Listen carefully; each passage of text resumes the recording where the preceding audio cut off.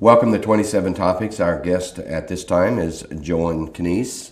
Joan is with Crisis Connection and several other hats that she wears out there. But today it's Choose Respect program. That's correct. And we want to welcome you to the program and get on with respect. And I guess we're talking mostly about youth at this time. That's correct. The Center for Disease Control has a program they came up with called Choose Respect. And they chose in the state of Indiana, INCASA, which stands for the Indiana Coalition Against Sexual Assault, to pilot the program last year. And this year, INCASA asked our agency and another agency in the northern part of the state to pilot the program, and we were very pleased to be able to do that. So we've already presented it at a couple of the local schools, but we wanted to make sure the community is aware of it as well, because clubs, organizations can use it. There's parent information because, you know, as they say, it takes a village kind of thing. So, Paul, it's targeted towards primarily middle school age, because that's when attitudes and things start being developed in the influences. And so the program is in response to a lot of statistics that are out there. Just to share a couple of them here, it says 1 in 11 youth reports being a victim of physical dating abuse, and 1 in 4 reports verbal, physical, emotional, or sexual abuse. That's 25% of our youth. And I would say that would hold true in our community as well. Crisis Connection has a hotline, 1-800-245-4580, that anybody can call, youth, adults. But we get quite a few calls from kids, especially with bullying, you know, the emotional abuse, the hateful things, those type of things. And we also have a website, crisisconnectioninc.org, and there's a teen section, and that section is the most requested component of our website. So it's pretty important that we help kids learn how to choose respect for themselves and others, and then hopefully that carries on into their adult life. Now, you mentioned dating abuse statistics, and you were talking about middle school. Dating in middle school? It's hard to think about it. Yeah, as a parent, sometimes that's hard to think about. But they use terms like going out. I'm not sure where they go, but they do date, they do have relationships.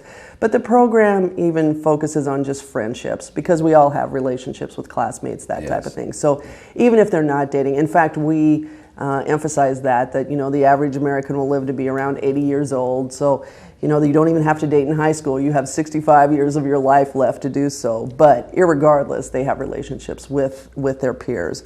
So we want to help them understand that sometimes teasing, what they think is just teasing, can be downright mean. Making fun of somebody because of what they wear or who they're seen with or the group they're with. And it's not acceptable. And boys often learn to stop that is to fight back with their fist.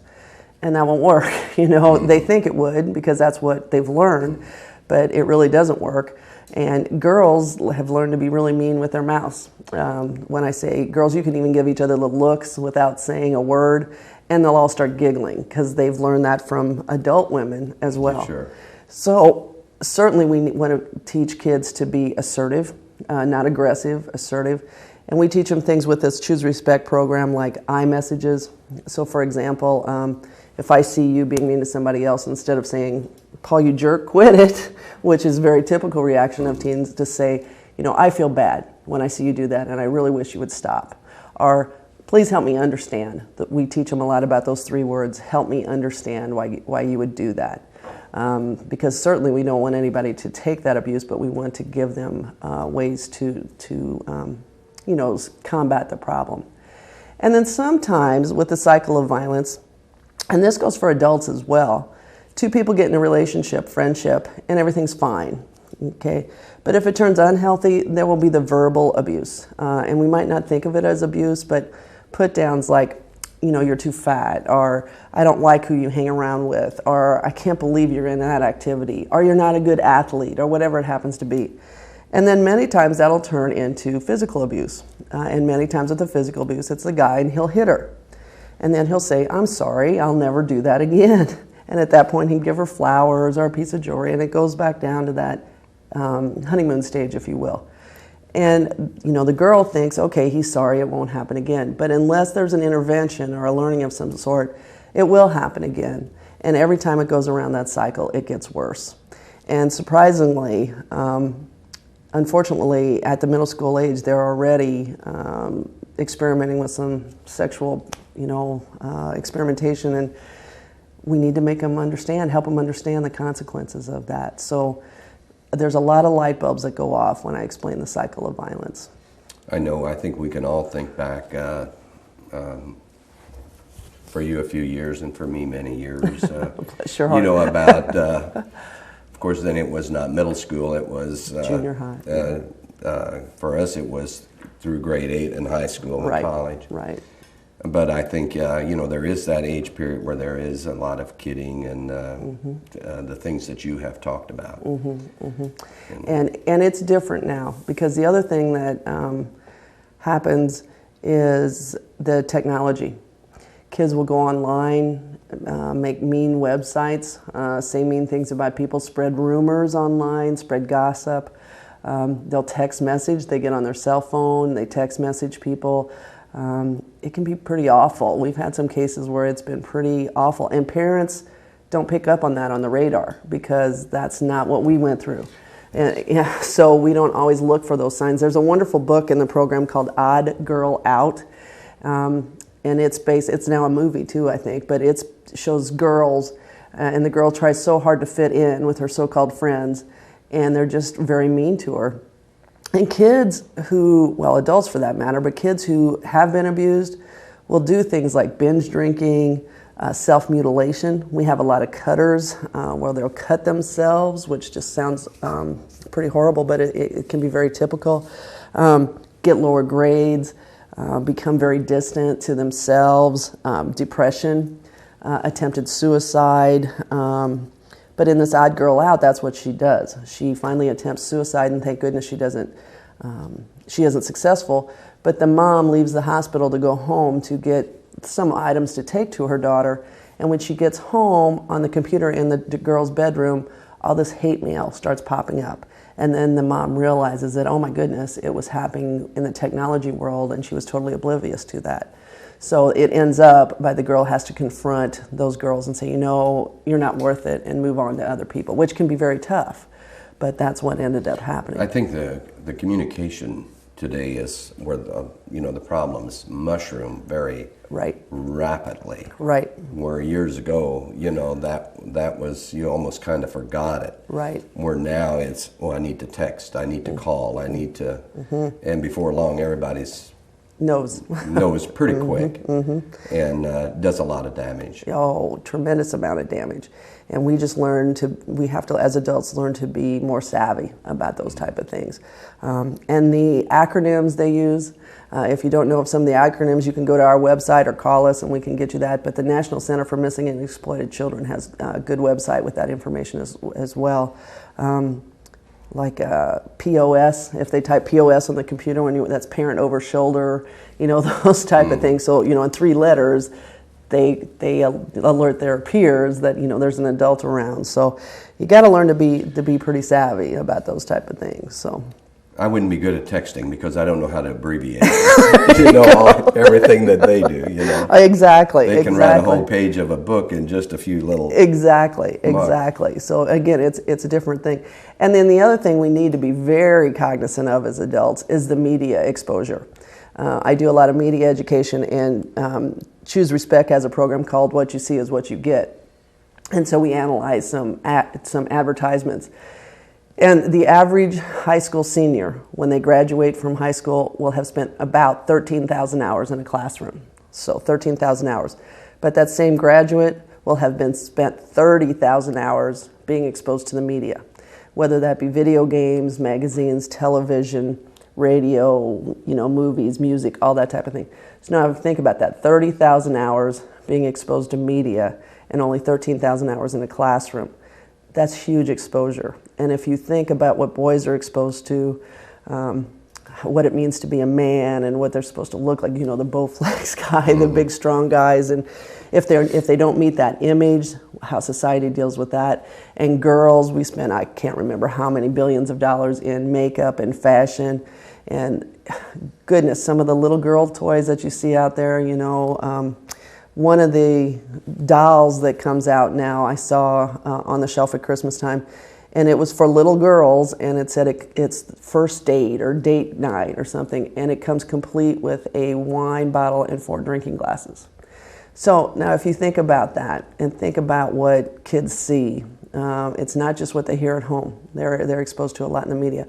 So we have them analyze the media messages so that they can be smart and understand that to a large extent they're being used. And it's impossible to look like those perfect people. We show them how with the photo imaging and things you can do, that those models don't really look like that and those type of things. And it's pretty amazing what the ahas or the eye openers that they have when they see that. You know, in this abuse situation, what are some of the health problems that develop?